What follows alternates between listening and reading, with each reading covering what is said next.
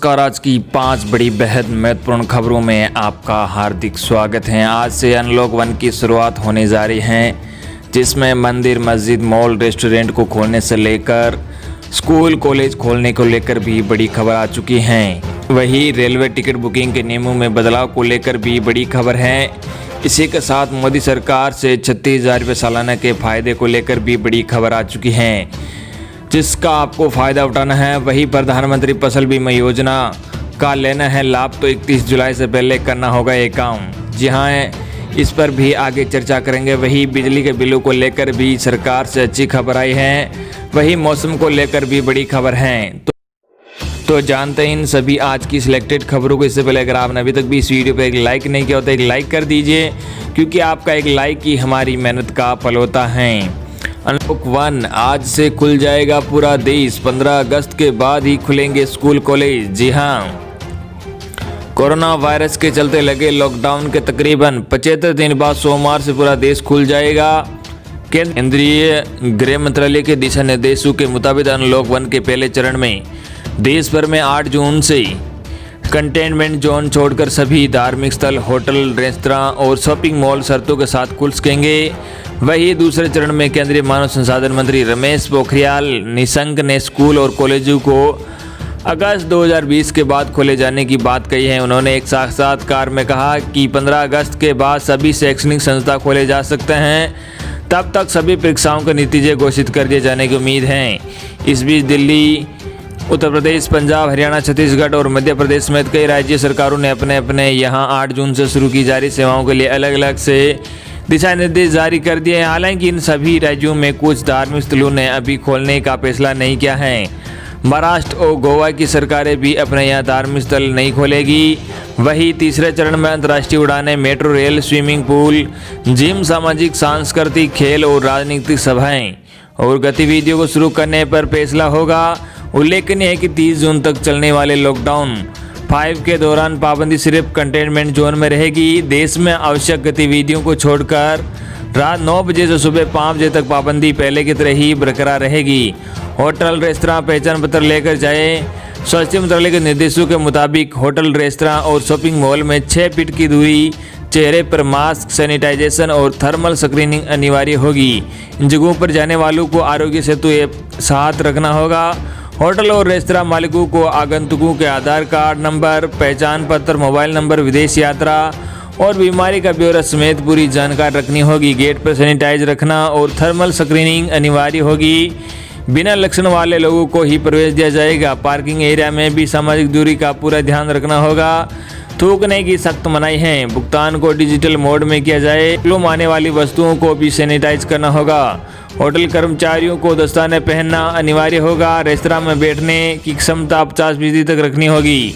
Restaurant और होटलों में डिस्पोजेबल मेन्यू रखने होंगे और कपड़े की नैपकिन के बजाय डिस्पोजेबल नैपकिन का इस्तेमाल करना होगा। गेमिंग और बच्चों के मनोरंजन वाले हिस्सों को फिलहाल बंद रखना होगा। लिफ्ट में अधिकतम संख्या तय हो ताकि सामाजिक दूरी का पालन हो। धार्मिक स्थलों में अंदर जाने के लिए लोगों को जूते, चप्पल अपने वाहन में ही छोड़ना होगा। जरूरी हुआ तो अलग रखे जा सकते हैं। यहाँ पर बिना लक्षण वाले लोगों को ही प्रवेश दिया जाएगा। यहाँ भी चेहरे पर मास्क या शील्ड लगाना अनिवार्य होगा।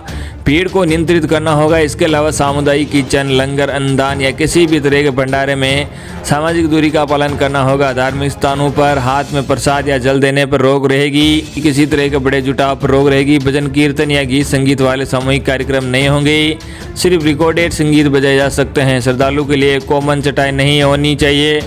उन्हें अपने साथ चटाई लेकर आनी होगी, जिस पर वे प्रार्थना कर सकेंगे। मूर्तियां, प्रतिमाओं और पवित्र किताबों को छूने की मनाही है। पूरे परिसर को बार बार सैनिटाइज किया जाएगा।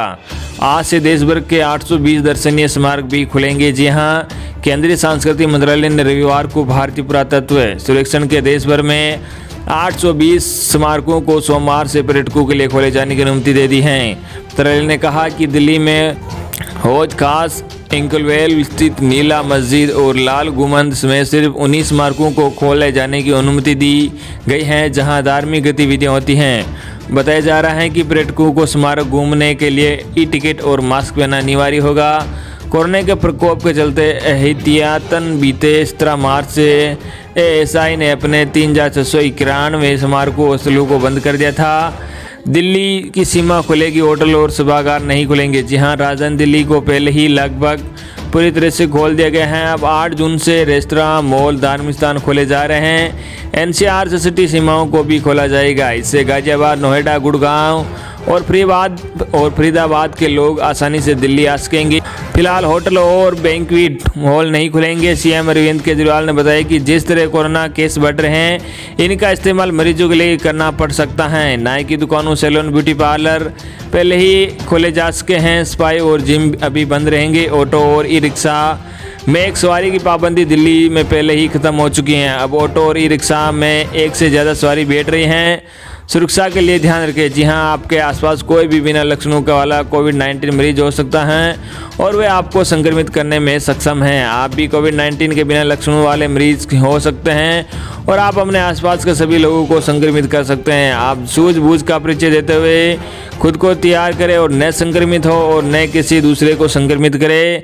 घर में ही रहे बुजुर्ग, बच्चे और रोगी। जी हाँ, संक्रमण के खतरे को देखते हुए 65 या इससे अधिक उम्र के बुजुर्गों, गर्भवती महिलाओं, 10 साल से कम के बच्चों और मधुमेह, किडनी या अन्य संबंधित बीमारी से ग्रस्त रोगियों को घर में ही रहने की सलाह दी गई है। अगली बड़ी खबर, प्रधानमंत्री फसल बीमा योजना का लेना है लाभ तो 31 जुलाई से पहले कर ले ये काम। जी हाँ, अगर प्रधानमंत्री फसल बीमा योजना का लाभ लेना चाहते हो तो 31 जुलाई 2020 से पहले बैंक शाखा को सूचित करें, ताकि किसी आपदा में अगर आपकी फसल नष्ट हो जाती है तो उस नुकसान की भरपाई हो सके। भूकंप, हिमस्खलन, भूस्खलन, सूखा, तूफान, बाढ़, आगजनी, बादल फटना, फसल में कीड़े लगने और शीत लहर से आपकी फसल नष्ट न होने पर नुकसान की भरपाई मोदी सरकार प्रधानमंत्री फसल बीमा योजना के तहत करती है। हालांकि इस स्कीम से जुड़ने न होने पर किसानों को फसल के नुकसान की स्थिति में बैंकों से बड़ी मदद मिल सकती है। 31 जुलाई तक बैंक शाखा को किसान अपनी एक photo, ID proof, address proof समेत खेत का कचरा नंबर और खेत में फसल का सबूत पेश करे। गैर ऋणी किसान सीएससी बैंक एजेंट से संपर्क कर सकते हैं अथवा बीमा पोर्टल पर फसल बीमा स्वयं भी कर। अगली बड़ी खबर, मानसून ने पकड़ी रफ्तार। अगले 24 घंटों में इन राज्यों में होगी झमाझम बारिश। जी हां, गर्मी से परेशान लोगों के लिए राहत की खबर है। भारतीय मौसम विभाग की रिपोर्ट के अनुसार दक्षिण पश्चिम मानसून के और आगे बढ़ने के लिए परिस्थितियां बेहतर बनती जा रही हैं। विभाग के अनुसार अगले 48 घंटे बंगाल की खाड़ी के ऊपर कम दबाव का क्षेत्र बनने की संभावना है। बंगाल की खाड़ी में कम दबाव का क्षेत्र बनने के कारण आगामी 24 घंटों में देश में कई राज्यों में जोरदार बारिश हो सकती है। पूर्वी हवाओं के कारण 12 जून और 13 जून को दिल्ली एनसीआर में बारिश की संभावना है। पश्चिम यूपी में अभी मौसम में उतार चढ़ाव का दौरा बना रहेगा। पिछले 48 घंटे में उमस ज़्यादा होने के कारण गर्मी का एहसास बढ़ रहा था, लेकिन प्री मानसून के कारण यूपी के कई इलाकों में अगले 24 घंटों में रुक रुक कर बारिश हो सकती है। भारतीय मौसम विभाग का कहना है कि उसमें बढ़ने के कारण लो प्रेशर डेवलप होने के बाद अचानक से तेज बारिश हो सकती है। ये बड़ी खबर, मोदी सरकार इन लोगों के खाते में डालेगी 36,000 रुपये। आप भी ऐसे उठाए लाभ। कोरोना संकट के दौरे में आम लोगों के लिए खुशखबरी है कि केंद्र सरकार देश के आम लोगों के खाते में 36,000 रुपये सालाना देने जा रही है। दरअसल केंद्र सरकार गरीब और जरूरतमंद लोगों को आर्थिक मदद के लिए कई तरह की योजनाएं चलाती हैं। इसके तहत केंद्र सरकार गरीब, विकलांग, विधवा, वरिष्ठ नागरिकों के खाते में सीधे तौर पर कैश या अन्य जरूरी चीज़ें भी मुहैया कराई जाती हैं। कोरोना संकट को देखते हुए पिछले दिनों केंद्र सरकार 20 लाख करोड़ रुपयों के आर्थिक राहत पैकेज का ऐलान किया था, जिसका एक बड़ा हिस्सा इन्हीं जरूरतमंद लोगों के लिए है। इन्हीं योजनाओं में से एक है प्रधानमंत्री श्रम योगी मानधन योजना। प्रधानमंत्री श्रम मानधन योजना के तहत सरकार देश भर में कचरा उठाने वाले घरेलू कामगार, रिक्शा चालक, धोबी, खेतिहर मजदूर जैसे असंगठित क्षेत्र के कामगारों को आर्थिक रूप से मदद करती हैं। इस योजना के तहत सरकार 60 साल की उम्र के बाद सालाना 36,000 रुपये की पेंशन देती है। एक आंकड़े के मुताबिक देश में ऐसे 42 करोड़ से अधिक वर्कर्स हैं जिन्हें इस स्कीम के तहत लाभ मिल सकता है। इसके अलावा सरकार पीएम किसान मानधन योजना और लघु व्यापारी पेंशन योजना भी चलाती है। अगली बड़ी खबर, बिजली उपभोक्ताओं को जून के बिल में मिलेगी राहत। जाने कैसे मिलेगा इसका लाभ। लॉकडाउन के चलते सब कुछ बंद पड़ा था, लेकिन अब धीरे धीरे कामों की शुरुआत हो रही है। वही बिजली बिल उपभोक्ताओं को जून के बिजली बिलों में 50 रुपये का लाभ मिलने लगेगा। ये बिल जुलाई में मिलेंगे। इसके लिए कंपनी ने अपने सॉफ्टवेयर में अपडेशन शुरू कर दिया है। 8 से 10 दिन में ये काम पूरा हो जाएगा। पात्र हितग्राहियों के पुराने बिलों को भी समायोजित किया जाएगा। हाल ही में शासन ने उपभोक्ताओं को अलग अलग पात्रता के तहत लाभ देने का फैसला लिया है। इसी के तहत कंपनी सॉफ्टवेयर को अपडेशन करवा रही हैं। बता दें कि उपभोक्ताओं को इसका लाभ मिलेगा। अगली बड़ी खबर, ट्रेन टिकट बुकिंग के बदले नियम, यात्रियों को यह जानकारी देना हुआ जरूरी। जी हां, कोरोना संकट के बढ़ते मामलों को एक और राज्य से दूसरे राज्य ट्रेवल करने वाले यात्रियों को अब रिजर्वेशन टिकट फॉर्म में एड्रेस के अलावा और भी जानकारी देनी होगी। रेलवे ने रिजर्वेशन टिकट फॉर्म में बदलाव किया है। अब यात्रियों को एड्रेस के साथ साथ मकान नंबर, गली, कॉलोनी, शहर, तहसील और जिले की जानकारी भी दर्ज करनी होगी। यात्रियों को डेस्टिनेशन स्टेशन से जुड़ी जानकारी भी काउंटर पर बैठे क्लर्क को बतानी होगी। इन नई जानकारियों को दर्ज करने के लिए रिजर्वेशन काउंटर से जुड़े सॉफ्टवेयर में बदलाव किया गया है। रेलवे के मुताबिक यात्री चाहे रेलवे रिजर्वेशन काउंटर से टिकट बुक करवाए या फिर Indian railway catering and tourism corporation IRCTC website या ऐप से, तीनों ही प्लेटफॉर्म में यह जानकारी देना अब अनिवार्य है। रेलवे की इस नई व्यवस्था के जरिए कोरोना संक्रमण के रोकथाम में मदद मिलेगी। रेलवे का कहना है कि यात्रियों को इन सभी जानकारियों को भरने में मात्र 70 सेकंड का वक्त लगेगा। दरअसल लॉकडाउन और कोरोना संकट के चलते भारी संख्या में प्रवासी मजदूर एक राज्य से दूसरे राज्य का पलायन कर रहे हैं। तो ये थी आपके लिए आज की बड़ी और बेहद ही महत्वपूर्ण खबरें। आई होप कि आपको आज की हमारी जानकारी पसंद आई होगी। धन्यवाद।